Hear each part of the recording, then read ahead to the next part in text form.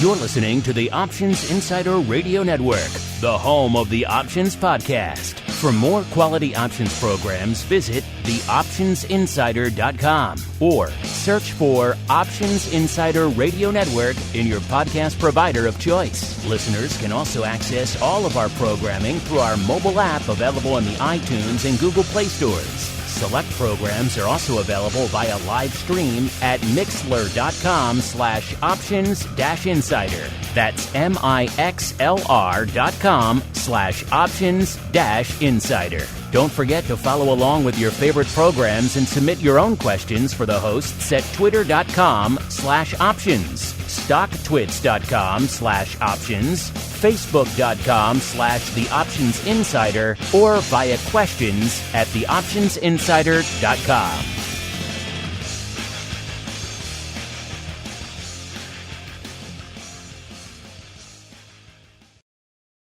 Gold, crude oil, corn, soybeans, and more. With so many tradable products, the futures options market can be an intimidating place. How can you possibly keep track of the latest trading developments across so many different products? Don't worry, we've got you covered. Welcome to This Week in Futures Options, the program designed to help active futures options traders stay on top of this ever-changing marketplace. Each week, we'll break down the top trades, hot products, volatility explosions, and much more. This Week in Futures Options streams live, so be sure to check out our live stream via the Mixlr app. That's MIXLR. Or join our live chat room at mixlr.com/options-insider. Whether you're an experienced veteran or a newcomer looking to separate the wheat from the lean hogs, This Week in Futures Options has the information you can't find anywhere else. This Week in Futures Options is brought to you by CME Group, the world's leading and most diverse futures and options exchange. For more information and educational resources about futures options at CME Group, visit cmegroup.com/options. This Week in Futures Options is also brought to you by FTSE Russell, a leading global provider of benchmarks, analytics, and data solutions. For more information, please visit ftserussell.com, cboe.com, and cmegroup.com. And now, get ready to break down the latest futures options trading activity. It's time for This Week in Futures Options.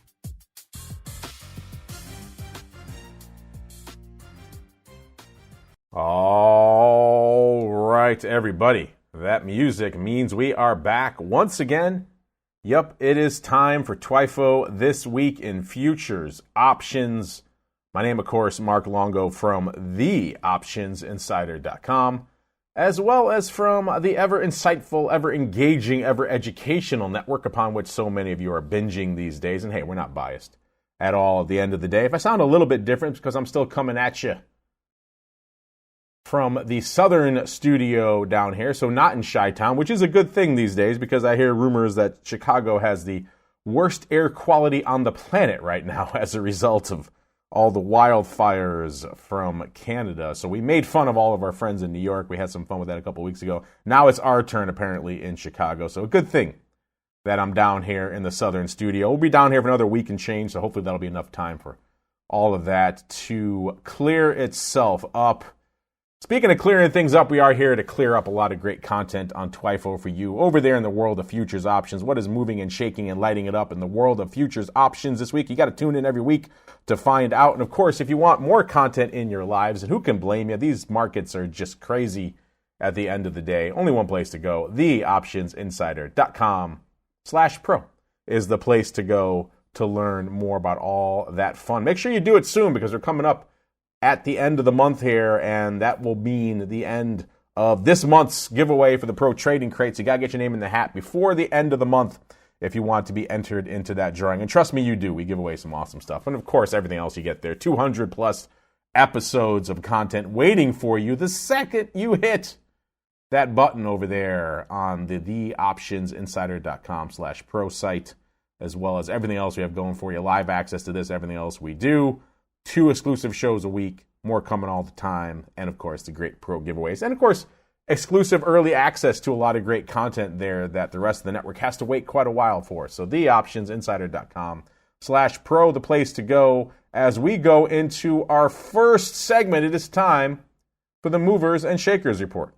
It's time to find out what's rallying on the light side and falling to the dark side at CME Group this week. It's time for the Movers and Shakers Report. All right, everyone, welcome to the Movers and Shakers, the portion of the show where we break down everything that is lighting it up to the light side, a.k.a. the upside, and to the dark side over there at CME Group this week. And not to give away too many spoilers, but I hope you came ready to get your hands dirty. Hope you came looking to get a little green because, yeah, we're going to be talking about some ags this week. Doesn't matter which direction we start with. Let's do my favorite. Let's start to the dark side, listeners. And number 5 to the dark side this week, we're going out to ags and we're going to hang out there. Number 5, it is rough rice off 5.51% this week, so definitely a rough week for rough rice. Number 4, KC wheat off 8.02%.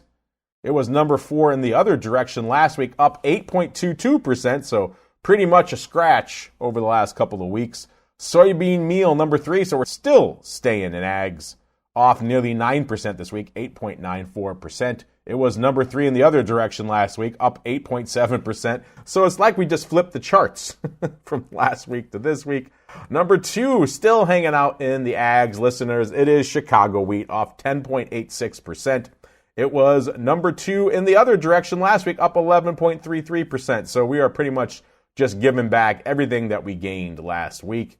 And then number 1 to the dark side this week, and also our biggest percentage mover on the week, it was corn. So still staying in the ags, listeners, off nearly 15%, 14.62% to the dark side this week. That comes hot on the heels of last week where it was number 5 to the upside, up 7.4%. So just a rockin' couple of weeks out here in the ags. And you know what? We're not done, listeners, because we're transitioning to the light side. And it's looking very similar up there. Number 5, still staying in the ags, this time to the livestock. It is lean hogs, up 2.53%. This has been a conversation we've had a few times on the show now. These products, lean hogs and other livestock products, they used to kind of be the hidden secret of the ags complex. Not a lot of paper going up out there, kind of traded by appointment. You had to really know what the heck was going on out there to even consider trading these. And I would certainly urge people to be cautious if they are going to dive into these, but they're not as much of a roach motel as they used to be. There's liquidity now there, so you don't have to worry about getting in and not being able to get out. They actually trade across the month, so they are much more viable of a prospect if you were to entertain it now than they were, let's say, 5 or 10 years ago in the livestock options markets. Actually, we're going to take our only departure here to the light side for number 4, number 3. We're moving off. Remember we talked last week about some of those S&P sector indexes. In particular was the real estate sector last week.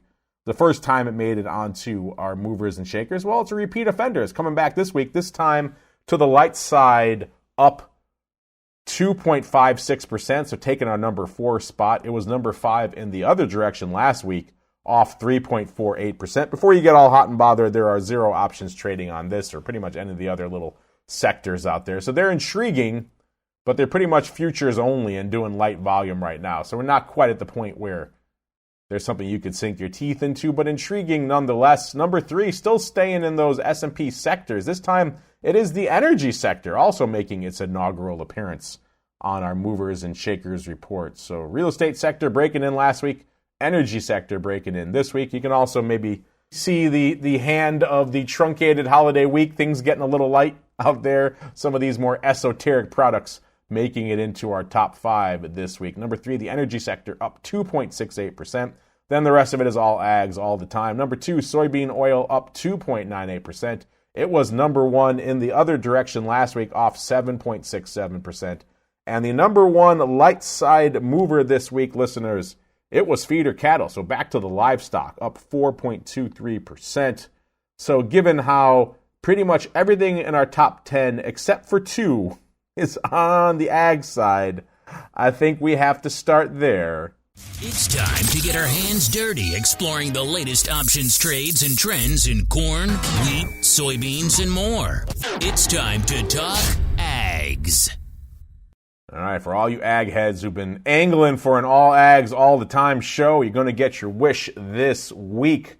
You know where to go, listeners, to play ball. CMEgroup.com/TWIFO, TWIFO is the place to go to begin your ags journey this week. We're going to go on that asset class drop down, and you're going to go right to the top of the list. You don't need to mess around this week. Right into ags. Let's start with the big dog. Let's start with corn. It is our number one overall percentage mover and shaker this week, off 14.62%. Again, coming hot on the heels of a week where it was up 7.4%. So just a rock'em sock'em robots couple of weeks out here for corn. And looking at the numbers this week, another one of those weeks, listeners. 1.23 million contracts on the tape for corn. Corn usually around 400, maybe 500,000 contracts on a really busy week. 1.23 million. You're talking 3x that, listeners. So just a robust week, to put it mildly, out there. Coming into the start of the show, we have corn, that front future going out in about a day. It's at a 523 off 61, almost 62 handles just since Monday, about 10.5%. So just a lot of action out here in all things corn this week, listeners. And of that 1.23 million contracts, it's very refreshing because about exactly a third, 33%, is going up in the Dees contract. That's 148 days to go. Everything these days is 0 day, front day, maybe front week if you get crazy. So going out 148 days, it's just refreshing. It's different. It's kind of nice. We can talk about things like vol again and time decay. All these things have much more merit in a little bit longer dated product as opposed to something that's going away in a couple of seconds. So let's go on out to Dees, listeners. Where's that Dees future hanging out? A little bit higher, 528.25. That one's off about 60 handles on the week. So again, just a corn apocalypse this week. In terms of action, given all this sell-off, you might think vol is popping out here, but again, that's very much an equity mindset, listeners. What happens to the vol, depending on the movement of the underlying, depends on a lot of things, including the skew. That's going to be very by product over here at CME. So right now, vol is coming in about 4, almost 5 points in the Dees corn. It's off about 4 3/4 points this week, trading right around a 27. So still frothy, still in the high 20s, obviously nearly 2x, or actually looks like, given today's level, over 2x what we're seeing out there in the VIX right now, but coming in about 4 points, so it was in the 30s last week, giving some of that off this week. In terms of skew, last week the puts 2.4% cheap, so again, that shows you why vol is coming in as they're moving down the skew curve. The puts are at a discount, so when that's happening, it's obviously the opposite in equities. So when you're seeing that, you expect the vol to come in, and now the puts are even cheaper, 5.5% discount. So no love for the puts, even though we are selling off pretty aggressively. The calls last week, 5% bid. This week, 4% bid. So the calls staying pretty much steady. The puts coming in even more. That is intriguing. In terms of action, the most active contract out here in a very active week for corn, listeners. Again, I said we're at that Dees future at a 528.25. So we are not that close to, but we are threatening the par strike, the 500 strike. So it makes some sense that the number one big trade out here in corn this week would be the Dees 500 puts, doing 34, almost 35,000 contracts. The big day for those, Wednesday, 14,000 and change on Wednesday, 12,500 on Tuesday, opening both days. 4,800 today, so no slouch today, 3,300 on Monday. It seems like opening most of the week, which again makes some sense as we are getting closer to that par strike. Makes some sense. People would be piling into those puts, or maybe if they think we're going to bounce, maybe a little bit of an overwrite, but probably, given the nature of this product, probably opening up some downside puts. But then again, we are seeing that skew get even more of a discount to it, so there could be some overwriting going on out here. Right behind it, we have the 600 calls, so the pars in the other direction, doing almost 31,000 contracts. So a bit of a tug of war between the 500 puts and the 600 calls in December this week. The big day for those, not Wednesday, but actually today. 15,000 and change going up today. 10,500 on Wednesday, 2,800 on Tuesday, 2,300 on Monday. Looks like closing on Wednesday and then probably opening, looks like, the rest of the week. It's hard to tell with today because there is 30,000 contracts open on the strike, so 15,000. They could be coming to close today, but intriguing stuff out here. A lot of paper going up in both directions here in Dees corn. And then right behind that, we have a bit of a tie for third between the Dees 530 puts going up 24,000 times. The big day for those is actually Tuesday, so we're kind of all over the place on this paper. Wednesday, today, Tuesday. On Tuesday, it was the 530 puts doing 8,500 contracts, 7,400 on Wednesday, 4,900 today, and 3,200 on Monday. It's like opening earlier in the week, closing on Wednesday. Obviously, we're not sure about today. And then going up to the tie for third place, we also have the 700 calls in September doing 24,000 contracts as well. The big day for those, going back to Wednesday, nearly 18,000 on Wednesday, about 4,000 on Tuesday, 1,500 on Monday, and just a couple of hundred today. So all that paper going up pretty much Wednesday and a smattering on Tuesday, opening on both of those days. So interesting. Opening paper on the 700 calls in September, listeners. Intriguing. That's why you have to look at the numbers, listeners, to break down all of the action. Let's scroll around a little bit. You know, the ags, unlike a lot of products, they tend to be concentrated in a couple of expiration cycles where most of the paper is going up. In this case, it is mostly December, but looks like a little bit going up here in that SEP contract. Let's dig around out there, see if anything else is going up. Actually, the 600s are going up in September as well, doing about 22,000 contracts. But the big day for those was Tuesday, 11,000 exactly going up on Tuesday, mostly opening, 6,200 on Wednesday, 1,300 on Monday, again, opening all those days, and then 3,600 today. So just an explosion of paper across the board here in corn. Listeners, have you been slinging corn? We do get a lot of questions about where should I start when it comes to the ags. We've often advocated for corn. It has the most paper. You can get in, you can get out, fairly tight markets. Again, as you can see, it doesn't trade exactly like an equity. The skew is different. The vol performs a little bit differently. So if you can wrap your head around those differences, those nuances of this product, it could be an intriguing one. If you go out there expecting it to be just another S&P, a little bit of a different beast. But it's intriguing if you're looking for a place with a little bit of vol. Again, we are close to a 30 in a lot of these contracts. Actually, some of the nearer dated ones like September and August, they are in the 30s and threatening a 40. So you go out to December, the vol comes in a little bit, but it's still at 27. So we still are looking at a fairly volatile product. So if you are intrigued by the ags, looking for something a little bit more volatile, you could do a lot worse, listeners, than slinging a little bit of corn. We were also talking right behind corn, we have number 2, Chicago wheat, and it's often difficult to talk about corn without talking about wheat. So let's go out to good old SRW wheat as well. Pop out of that corn drop down. Just go down one slot, SRW wheat, right below it. Unfortunately, it's a distant second when it comes to volume. We were talking well over 1 million contracts in corn. Not quite there in Chicago wheat, but a busy week nonetheless. 130,000 contracts. Nothing to sneeze at out here. Where is Chicago wheat right now? 668.5, off 78 handles or 10.5%. Of course, if we go out a little bit, we see that nearly half, about 45% of that 130,000 contracts went up in the contract that has about 22 days to go. So we're looking at the August contract out there. Interesting. So we're going to sink our teeth out there.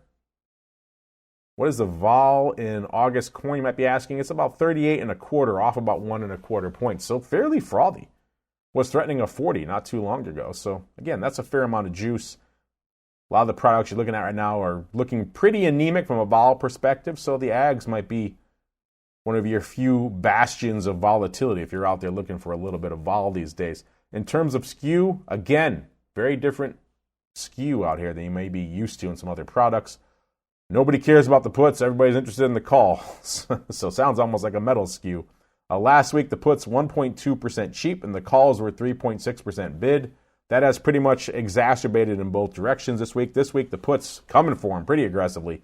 6.5% cheap are the puts versus the calls, 4.6% bid. So intriguing stuff out there. And in terms of the big dog out here in Chicago wheat, it was the September 1100 calls. My goodness. 1100. I said we are at a 668 in that future, listener. So 1100. You're talking nearly a 2x out here. But nonetheless, that's where the action was this week. The September 1100s going up 5,500 times this week. Almost all of that was on Tuesday. 5226 on Tuesday. All of that opening. So someone piling into the September 1100s for size this week. The rest of the paper, it's a couple hundred contracts, was scattered throughout the week. It was all on Tuesday.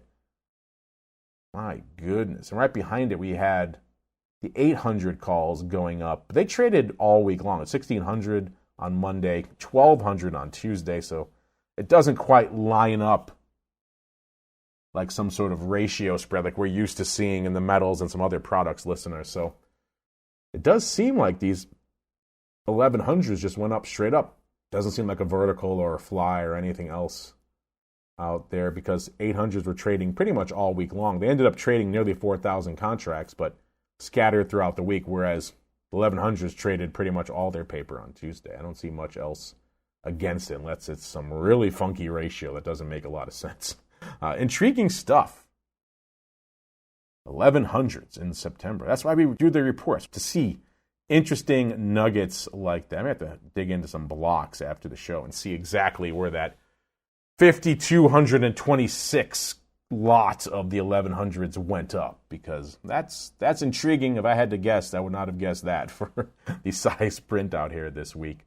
We also saw right behind it, the actual number 2 was in the August 800s going up about 4,500 times. Now, these, you can maybe think maybe there's a bit of a roll going on, because the numbers don't quite add up. They're about 1,000 less. They're talking about 5,500 versus 4,500. But you can maybe argue there's a bit of a roll going on. But again, the August traded all week long. 800 on Monday, 1,600 on Tuesday, 1,400 on Wednesday, and about 600 today. So if they're rolling it, they're doing it very strangely. They're taking it all off in pieces on one side and doing all of it on the other side in one day. So doesn't seem like it's any sort of spread or roll, listeners. It seems like it's just straight up the 1100s going up 5,500 times. 1100 level by September, listeners. We've seen crazier things. We did see wheat threatening those levels back in the crazy invasion days. Are we headed for something similar to that? We all hope not. That would be terrible. I mean, there were some dire headlines with the dam breaking in Ukraine and the impact that's having on the wheat market overall, but still, interesting trade. And we also have right behind it, we have about 3,100 of the 820s going up in September this week. Those going up pretty much in a couple of sessions, 1,700 on Monday, 1,000 on Tuesday, and then a couple of hundred on Wednesday. So intriguing stuff here for Chicago wheat. Looking to see if there's any other interesting and or aberrant prints. If you go a little bit farther out, the D700 puts we're trading. Those are now in the money puts. They went up about 1,000 times this week. Kind of scattershot throughout the week. No big prints out here, really. It seems like mostly opening. So opening on some in the money D's puts. Kind of interesting there. Yeah, shocking stuff to the upside here in September wheat, listeners. As we keep on rolling, so many ags to sink our teeth into, listeners. We have the beans, particularly soybean meal and soybean oil, lighting it up this week. So let's go out to the beans. Let's pop out of, well, actually we can just scroll down here in the same grains and oilseeds list. And let's go down to the meal. Let's pick our poison here, listener. Right now this week, the meal has about 65,000 contracts on the tape versus the oil, which has about 67,000. So kind of pick your poison. So let's hang out in the oil this week, because why not? 57 2/3 is where that front future is hanging out. That goes away in about a day. I said about 67,000 contracts on the tape. 56% of that going up in the August contract that has about 22 days to go. So we're going to hang out there, listeners. What is the vol in soybean oil? 37 1/4. So again, fairly frothy. The ags are the complex to go to if you're looking for a little bit of vol right now. Listen, that's actually up about 2.5 points on the week. Skew-wise, the puts last week, 3.3% bid. This week, 5.1% bid. So unlike our other products we just talked about, the puts catching a bid out here. The calls last week, 6.7% cheap. This week, 3.9% cheap. So this does resemble a bit of a mini equity skew out here in soybean oil. And in terms of the big trade, we got the 60 calls in August leading the dance with about 5,300 contracts this week. Trading all week long pretty much. It looks like closing just about every day this week. So somebody bailing on the AUG 60s this week. Again, we are 57 and roughly 2/3. So maybe they're deciding bit of a bridge too far to hit the 60 strike, getting the heck out of Dodge. There are still about 10,000 contracts left on that strike. So if they are closing, they have more to go. And then right behind it, we have the 58 calls also going up about 5,000 times this week. Those are mostly opening. They don't really go or look like they're one-to-one by any means.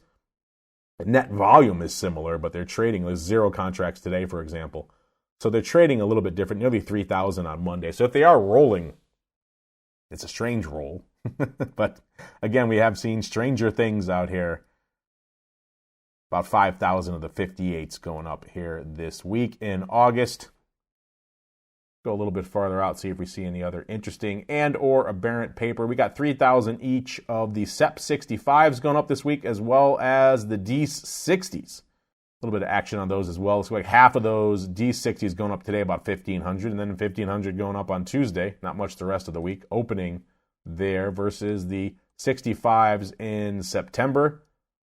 Those were trading pretty actively all week long, and looks like mostly closing there as well. So folks getting the heck out of Dodge on the 65. So intriguing stuff out here in soybean oil. Since we mentioned the meal and the similar paper, let's go out there really quickly as well. Again, all ags all the time this week, listeners. So all you ag lovers, you can stop sending your hate mail. We hear you.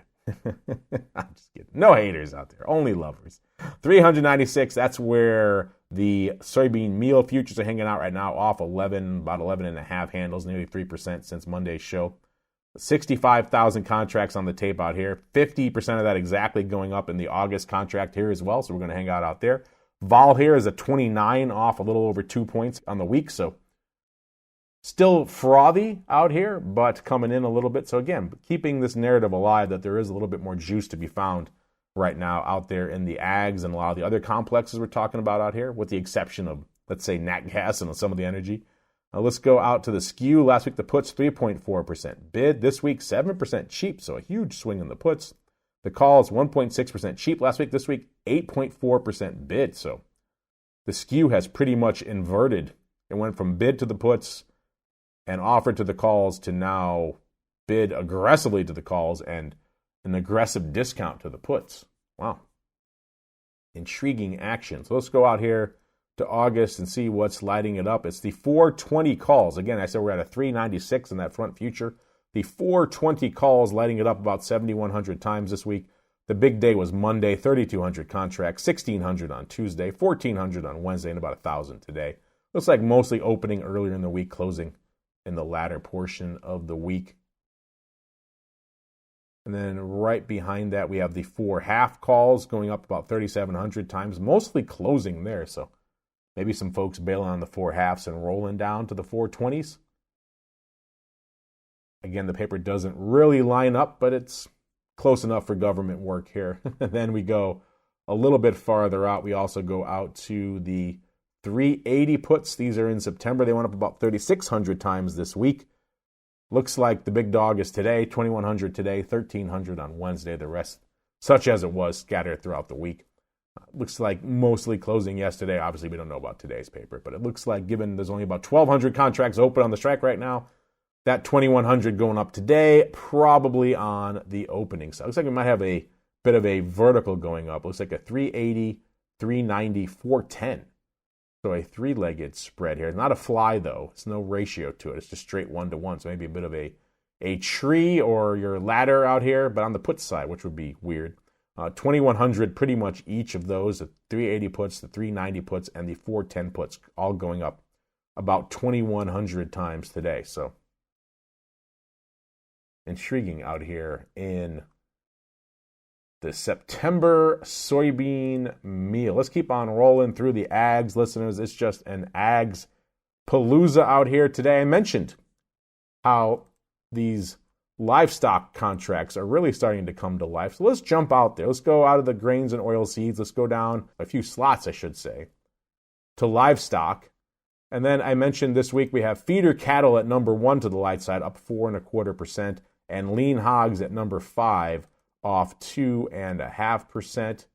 So let's hit on feeder cattle and see what's going on out there this week. Listeners, 8,300 contracts, so not exactly a banger week out here. We have seen more active weeks out here. Lean hogs, though, putting up some numbers, roughly 8x that, 64,000 contracts on the tape for lean hogs. Let's hang our hat out here. 95.25 is where that front future is hanging out right now, up about 4 handles or about 4.3% since Monday. In terms of action, it's the July contract that has about 18 days to go. That's leading the dance with about 34%. So we're going to hang out there. Front-dated lean hogs, listeners. Who knew? The vol here was nearly a 30, 29.60, up about 1.4 points. So again, threatening that 30 handle out here, keeping that vol argument alive across the ags complex.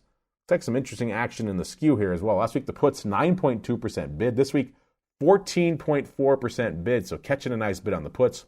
The calls, 7.1% cheap. Last week, this week, 6.6% cheap. So not a heck of a lot of evolution on the call side, but the puts catching a bit of a bid.